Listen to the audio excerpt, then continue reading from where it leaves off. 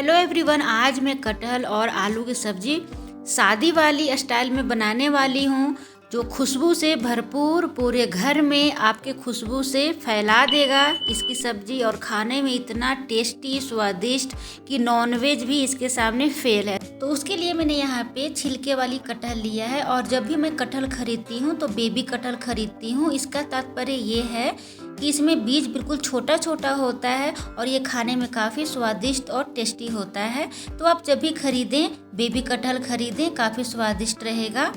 और एक बात और कि मार्केट में छिलका उतारा हुआ भी मिलता है, तो वो वाला टेस्ट उतना अच्छा नहीं आ पाता है जितना इसका आता है। तो कोशिश करिएगा छिलके वाला लें। और आपको अगर प्रॉब्लम होती है छिलके वाले कटहल को बनाने में, तो बड़ा ही आसान तरीका मैं आज सिखाने वाली हूँ। तो आप कभी भी बिना छिलके वाला ना लें। अगर आप स्वादिष्ट बनाना चाहते हैं और खाना चाहते हैं तो छिलके वाले ही लें और साथ में बेबी कटहल लें। तो अगर आप स्वादिष्ट कटहल का सब्जी खाना चाहते हैं तो बेबी कटहल और छिलके वाली कटहल, दो चीज़ लेना है, आपको ध्यान देना है दो बातों को। तो बेबी कटहल का तात्पर्य ये है कि इसमें बीज काफ़ी छोटा छोटा होता है। तो अब इसे छिलके वाले कैसे बनाते हैं मैं बताती हूँ। तो सबसे पहले हाथों में अच्छी तरह से तेल लगा लेना होता है और फिंगर में, तब इसे दो टुकड़ों में काट लें। दो से ज़्यादा टुकड़ा नहीं करना है आपको, वो क्योंकि कटहल काफ़ी जल्दी पककर तैयार हो जाता है। और यहाँ पे मैंने धोया हुआ आलू ले लिया है अपने मात्रा अनुसार। तो अच्छी तरह से धो लेने के बाद अब कुकर में डाल दिया है मैंने लगभग 1 गिलास पानी और आधा चम्मच सरसों तेल। तो ज़रूर तेल डालें क्योंकि इसका जो गम है यानी गोंद है कुकर में चिपक जाता है। तो इससे क्या होता है कि चिपक नहीं पाता है, तो कुकर सुरक्षित रहता है। तो यहाँ पे मैंने कटहल भी डाल दिया, आलू भी डाल दिया पानी और तेल डालने के बाद, और सिर्फ 1 सीटी लगाना है क्योंकि कटहल बेबी कटहल है। तो सिर्फ 1 ही सीटी लगाएंगे, 1 से ज़्यादा नहीं लगाना है, मीडियम आंच पे रखना है। और 1 सीटी के बाद ये बिल्कुल पक चुका है, पककर तैयार है, देख सकते हैं। और अब यहाँ पे मैंने पेपर भी हटा दिया है, कागज़, जो कागज़ चिपका कर दिया गया था मार्केट से जो मैं लाई थी। तो तुरंत नहीं वो उखड़ पाता है, तो उबालने के बाद कागज़ अच्छी तरह से उखड़ जाता है। अब इसे निकाल लेंगे और इसका छिलका निकालेंगे। तो छिलका निकालने से पहले आप चाहें तो इसे 2 टुकड़ों में कर सकते हैं इस तरह से। और आप देख सकते हैं कितना बढ़िया से ये सिर्फ 1 सीटी में पक चुका है। तभी मैं बार बार बोल रही हूँ कि 1 सीटी से अधिक नहीं लगाना है आपको। और इस तरह से नाइफ की सहायता से बड़ा ही आसानी पूर्वक आप इसका छिलका निकाल सकते हैं। तो अब आपको कभी भी मुश्किलें नहीं आएंगी अगर आप बिना छिलका का खाते थे। तो अब इसके बाद आप छिलका वाला भी खा सकते हैं, क्योंकि इस तरह से छिलका वाला आप बना सकते हैं और कोई परेशानी नहीं होगी। और कोशिश करिएगा उबालने से पहले अगर आप कटहल काट रहे हैं तो नाइफ में यानी कि छुरी में भी तेल लगा लीजिएगा, तो अच्छी तरह से ये सुरक्षित रहेगा, गोंद से चिपकेगा नहीं।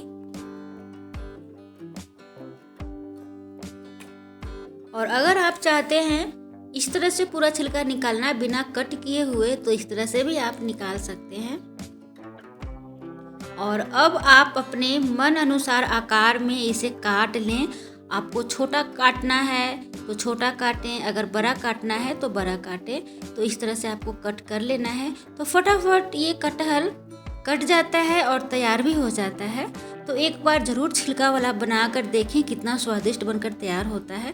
तो इस तरह से मैंने कट कर लिया है सारे कटहल को। और यहाँ पे उबला हुआ आलू लिया है, तो आलू को मैंने छिलका निकाल लिया है। और इस तरह से हाथों की सहायता से हल्का सा आप अगर दबाते हैं तो कई टुकड़ों में आलू हो जाएगा। अगर आप चाहते हैं नाइफ़ की सहायता से कट करना तो वो भी कट कर सकते हैं, लेकिन शादी वाली मैं बना रही हूँ तो शादियों में इसी तरह से हाथ से हल्का सा दबाते हुए तोड़ा जाता है आलू को, क्योंकि इससे ग्रेवी काफ़ी बढ़िया तैयार होता है। मसाले में मैंने लिया है लहसुन, आप अपने मात्रा अनुसार डालें, काली मिर्च खरा जीरा, 1 तेज़पत्र और 1 चम्मच हल्दी पाउडर। इसे अच्छी तरह से मैंने पेस्ट बना लिया है। साथ में यहाँ पे देगी मिर्च पाउडर भी डाला है, आप चाहें तो लाल मिर्च पाउडर भी डाल सकते हैं। कढ़ाई को अच्छी तरह से गर्म करेंगे, उसमें सरसों तेल डालेंगे।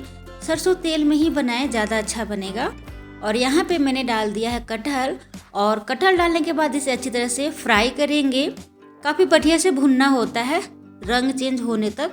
जब अच्छी तरह से भून जाता है तो अपने आप इसमें कलर आ जाता है। और यहाँ पे मैंने थोड़ा सा डाल दिया है नमक और हल्दी पाउडर। तेल को अच्छी तरह से गर्म होने के बाद ही कटहल को फ्राई करना है, वरना कटहल चिपक जाएगा। तो कटहल हमारा भून चुका है, देख सकते हैं इस तरह से दाग बन जाएगा कटहल में भुनने के बाद। तो इसे निकाल लें और फिर उसी कढ़ाई में डालेंगे तेल।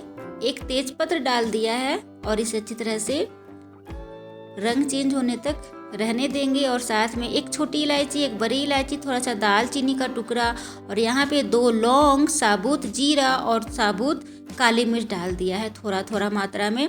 साथ में डाल दिया है लहसुन की कलियाँ 2 से 3 और इस तरह से ढक दें ताकि जब इलायची पकता है तो फेस पे पड़ जाता है। और यहाँ पे डाल दिया है 2 बड़े साइज में प्याज अच्छी तरह से काट लिया है। और स्वाद अनुसार नमक अभी नहीं डालेंगे, थोड़ा सा मैंने नमक डाला है ताकि प्याज अच्छी तरह से भून जाए। और 1 चम्मच मैंने बेसन भी डाल दिया है, उसे भी अच्छी तरह से भून लेने के बाद तैयार किया हुआ मसाले का पेस्ट भी डाल देंगे और बिना ढके हुए इसे लगातार चलाते रहेंगे धीमी धीमी आंच पर। और यहाँ पे मैंने डाला है स्वाद अनुसार नमक और 1 चम्मच दही। थोड़ा सा भूनेंगे इसे लगातार, फिर डाल देंगे एक पका हुआ टमाटर।